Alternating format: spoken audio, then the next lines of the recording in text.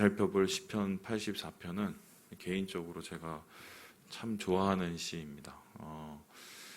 저만 좋아하면 얼마나 좋겠으나 좋아하는 사람이 참 많은 시입니다. 그래서 보통 이제 찬양 사역자들이 시어를 고를 때 그 시편에서 그 모티브를 따는 경우가 많은데, 이 84편을 중심으로 이 찬양을 쓰신 분들이 굉장히 많아요. 여러분 잘 아시는 시온의 대로에 대한 얘기도 있고, 또 주의 장막이 어찌 그리 아름다운지요, 이런 찬양도 있고, 또 여기 뒤에 보면 주의 공정에서의 한 날이 다른 곳의 첫날보다 낫다, 이런 또 찬양도 있고, 그러니까 많은 사람들이 애송하고 또 많은 사람들이 은혜를 받는 시 중에 하나입니다. 왜 사람들이 이 시를 그렇게 좋아할까요? 좋은 시어, 또 좋은 표현 때문이기도 하겠지만, 이 시에 나타나 있는 간절함이랄까, 그리고 사모함이랄까, 그리고 간절하고 사모한 만큼 좀 애절함, 이런 게 있기 때문이 아닐까 싶은데요. 지금 이 시인은 하나님의 성전을 매우 사모합니다. 어느 정도로 사모하냐? 우리 함께 우리 3절의 말씀을 같이 한번 읽어보겠습니다. 3절입니다. 시작. 나의 왕 나의 하나님 만군의 여호와여, 주의 제단에서 참새도 제 집을 얻고 제비도 새끼들 보금자리를 얻었나이다. 어느 정도로 주님의 예배의 전을 사모하냐면, 참새가 부러울 만큼, 제비도 부러울 만큼 사랑합니다. 여러분, 제비와 참새가 부럽습니까? 얼마나 부럽겠어요, 이 사람이. 근데 제비와 참새가 부러운 이유는 그들이 지금 여호와의 집에 둥지를 들고 있다는 그거 하나 때문입니다. 그러니까 다른 말로 표현하면은, 시인이 지금 도저히 예배의 전으로 나갈 수 없는, 주님의 임재 앞으로 나아갈 수 없는 그러한 안타까운 상황에 있기 때문에 마음이 쇠약해질 만큼, 제비와 참새가 시기가 날 만큼 그렇게 간절함을 안고 있다, 이렇게 보면 되겠습니다. 자, 그렇다면은 지금 이 시인은 어떤 환경에 도대체 처해 있길래 예배를 드리고 싶은데 예배의 전으로 나가지 못하고, 하나님을 만나고 싶은데 주님의 계신 그곳으로 나아갈 수 없게 되는 걸까요? 여기에 대한 또 여러 가지의 또 이야기가 있을 수 있으나, 오늘 시에서 나오는 한 가지 힌트의 단어가 있습니다. 우리 함께 10절의 말씀을 같이 한번 읽어보도록 하겠습니다. 10절입니다. 시작. 주의 공정에서의 한 날이 다른 곳에서의 첫날보다 나은즉 악인의 장막에 사는 것보다 내 하나님의 성전 문지기로 있는 것이 좋사오니. 성전 문지기로 살고 싶다라고 얘기하면서, 그 성전 문지기를 무엇과 비교합니까? 다른 곳에서의 첫날, 그리고 악인의 장막이라고 얘기합니다. 그러니까 지금 시인은 성전이 아닌 다른 곳에 있을 수밖에 없는데, 그 다른 곳, 멀리 있는 곳은 어디냐면 악인의 바로 집이다. 그렇다면은 우리가 생각해 볼 때, 이 시인이 지금 유대 땅을 벗어나 있다거나, 아니면 유대 땅에 있어도 압제 속에 있기 때문에 제대로 하나님 앞에 예배를 드릴 수 없는 그런 상황이 되었다라고 가정해 볼 수 있습니다. 이스라엘의 역사 속에서 그럴 수 있었던 여러 가지의 상황들이 있었죠. 예를 들어서 제일 대표적인 게 바벨론으로 끌려갔을 때라든가, 아니면 북이스라엘이 아수르에게 완전히 멸망해서 그때 소위 말해서 리더들과 좀 똑똑한 사람들 다 끌고 갔죠. 그런 이 대열에 있었던 사람 중에 하나라고 볼 수 있고요. 그러니 가고 싶어도, 또 그러니 주님을 만나고 싶어도, 예배를 드리고 싶어도 그럴 수 없는 안타까움이 있는 것이죠. 자, 그렇다면은 도대체 이 시인은 어떤 상황을 지금 겪고 있을까요? 시인의 마음은 도대체 악인의 장막에서 어떤 이 처절함을 겪고 있을까? 여기에 대한 또 힌트가 있어요. 우리 함께 6절의 말씀을 같이 한번 읽어보도록 하겠습니다. 6절입니다. 시작. 그들이 눈물 골짜기로 지나갈 때에 그곳에 많은 샘이 있을 것이며 이른 비가 북을 채워 주나이다. 이것도 찬양이 있죠. 눈물 골짝 지나갈 때 이 찬양이에요. 눈물 골짜기와 같은 곳이다. 눈물 골짜기와 같은 곳. 눈물이 끊이지 않는 곳. 하루하루의 삶이 고되고 힘들고 어려운 그곳이 바로 지금 시인이 살고 있는 삶의 현장이다. 그런데 그 시인의 참 놀라운 게 직업이 뭘까 생각했을 때 이 파란색 있는 표제어를 보면 고라자손의 시라고 나옵니다. 그죠? 고라자손은 어떤 사람들이냐면요. 레위 지파고요. 특별히 하나님께서 이 사람들을 세우실 때 예배자들로, 그러니까 예배 인도자, 찬양을 하는 사람들로 세운 사람들입니다. 그런데 찬양을 하려고 세운 사람들이 지금 찬양을 할 수가 없고, 예배자로 세운 사람들이 예배할 수 없고, 그리고 악인의 장막에서 눈물을 흘릴 수밖에 없는 그런 상황을 겪고 있으니 얼마나 기가 막힌 상황이겠습니까?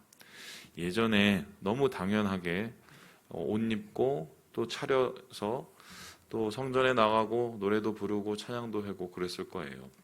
그때는 그게 얼마나 행복한지를 잘 몰랐겠죠? 왜요? 너무 당연하게 이어지는 하나의 일상이었기 때문입니다. 그리고 그때 막 사람들 앞에서 함께 하나님을 높이고 나팔을 불고 수금을 쳐도 그냥 그것은 내가 해왔던 너무 당연한 일이기 때문에 익숙하고 당연해서 그것의 기쁨과 그것의 가치를 잘 알지 못했을 겁니다. 그런데 박탈당한 거죠. 그럴 수 없는 상황 가운데 있는 것입니다.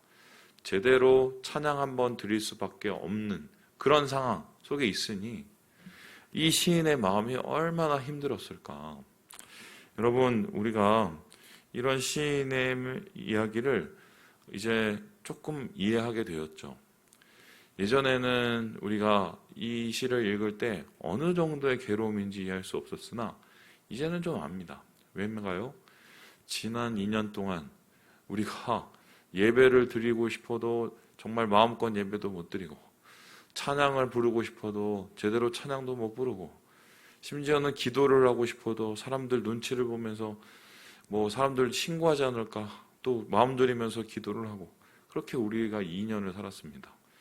그때 여러분 무엇을 느끼셨나요? 내가 그렇게 찬양하고 기도하고 예배 드리는 게 당연한 게 아니었구나. 이거는 언제든지 빼앗길 수 있는 것이었구나. 아마 우리가 2년이 지나서 이것을 되찾지 않았다면 아직까지도 그런 마음을 우리가 떨쳐내지 못하고 마음이 굉장히 슬펐을 겁니다. 마치 지금 시인이 겪고 있는 이 심정이 우리 심정이 아니었을까. 그런데 여러분 기억하시죠? 우리가 2년을 맨 처음에는 예배를 내가 드려야지, 예배 속에서 은혜를 받아야 될 텐데, 다시 회복돼야 될 텐데, 막 이런 생각이 있습니다. 그죠? 그런데 그게 한 달, 두 달, 세 달 지나갑니다. 그리고 1년 지나갑니다. 안 되나 보다. 많이 기다려야 되나 보다. 힘이 드는 건가 보다. 이러면서 조금씩 낙심하게 됩니다. 그리고 그게 또 지나서 6개월이 또 넘어가고 2년이 다 돼갑니다. 어떻게 됩니까? 어쩔 수 없나 보다. 그냥 이렇게 답답하게 살아야 되나 보다. 그냥 이게 어쩔 수 없이 이렇게 그냥 버텨야 되나 보다. 이러면서 우리 마음이 스스로 낭망하고, 스스로 먼저 포기해버리고, 스스로 기대하지 않아버리고, 이런 과정을 우리가 지난 2년 동안에 겪었습니다. 그렇죠? 그렇다면 시인은 우리보다 더한 환경 속에서, 심지어는 예배로 드릴 수 없는 머나먼 타국에서 만일에 이 노래를 정처 없이 부르고 있다면 그가 겪어야 됐을 절망과 그가 겪어야 됐을 이 수많은 이 자책이 얼마나 길고 얼마나 컸을까요? 그런데 사실 오늘 이 84편의 위대함은요, 여기에 있어요. 그래도 계속 사모하고, 그래도 계속 기대하고, 그래도 계속해서 하나님을 향하고자 했던 시인의 변치 않는 마음입니다. 그것을 가리켜서 시인은 지금 무엇이라고 얘기합니까? 우리 함께 5절의 말씀을 같이 한번 읽어보겠습니다. 5절입니다. 시작! 주께 힘을 얻고 그 마음에 시온의 대로가 있는 자는 복이 있나이다. 시온의 대로래요. 시온의 대로. 시온의 대로가 뭡니까? 시온산. 그러니까 예루살렘으로 가는 길입니다. 특별히 이 대로는 아마 왕이 닦았을 그 왕의 대로라고 부를 수 있을 거예요. 아마 많은 사람들이 한 곳에 모여서 예배할 수 있었던 그때에 그 길을 따라서 예루살렘으로 간 순례의 길이었을 겁니다. 그런데 지금 그 길을 갈 수 없으나 어디에 그 길이 뚫려 있습니까? 내 마음에. 내가 지금 비록 육신적으로 상황적으로 주님 앞에 갈 수 없으나 내 마음에 그 길이 여전히 남아있고 그 길이 여전히 뚫려 있고 그 길을 내 마음속에서 여전히 걸어가고 있는 것입니다. 그렇게 걷다 보면은 좌절할 때도 있고 힘들 때도 있지만 시온의 대로를 잊지 않고 있습니다. 그리고는 7절에 이렇게 얘기를 하죠. 그들은 힘을 얻고 더 얻어서 나아가. 내가 지금 안 되는 상황이지만 사모함으로 한 걸음 한 걸음 나아갈 때 결국 하나님께서는 순간순간에 이길 수 있는 힘을 더해 주시고 그리고 결국은 시온에서 하나님 앞에 나타나게 하는 그날의 소망을 계속적으로 부어주시는 거죠. 예수 믿는 사람에게서 가장 필요한 게 뭡니까? 믿음입니다. 어떤 믿음인가요? 내가 예수를 믿으면 구원을 받는다는 믿음만큼 예수 믿는 사람에게 필요한 것은 없습니다. 그러나 그 믿음은 우리의 현재라고 할 때 우리가 그 현재를 버텨낼 수 있는 이유가 뭡니까? 주님이 이 믿음을 이루실 것이라는 소망 때문에 그렇습니다.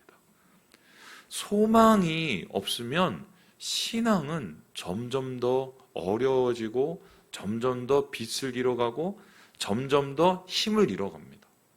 그런데 오늘 시인이 이러한 상황 속에서도 계속해서 깨어있고 계속해서 하나님 안에서 걸어갈 수 있고 계속해서 성전을 향하여서 사모함을 붙잡을 수 있었던 이유는요. 그의 마음속에 예배를 향한 주님을 향한 회복을 향한 그 소망을 잃어버리지 않았기 때문이에요. 여러분에게 한번 질문을 해보겠습니다. 여러분은 마음속에 이런 소망이 있습니까? 여러분은 시온의 대로가 있습니까? 목사님 살아보니까 이런저런 일 너무 많이 겪어서 자꾸 그런 소망 품으면 실망할 것 같아서 제가 못하겠어요. 이렇게 얘기하실 수도 있어요. 저도 그래 봐서 알아요. 그래서 정말 어둡게 산 적도 있는데요. 제가 한번 그분한테 한번 대신 물어보겠습니다. 그렇게 살면 다 해결이 되던가요? 더 나빠지면 됐지 해결이 되는 건 하나도 없어요. 오늘 현실적으로는 암담하나 주님 앞에서 믿음으로는 길을 열어가는 이 소망의 기도, 주님을 사모하는 이 기도, 예배를 사모하는 이 기도가 있기에 사실 시인이 그 하루하루를 이겨내고 결국은 주님을 만나는 그 놀라운 역사를 얻었지 않았을까. 그래서 저는 오늘 이 말씀을 보면서 우리 성도들이 이런 마음으로 이번 한 주를 준비하고 특별히 와보라 대회를 준비했으면 좋겠다.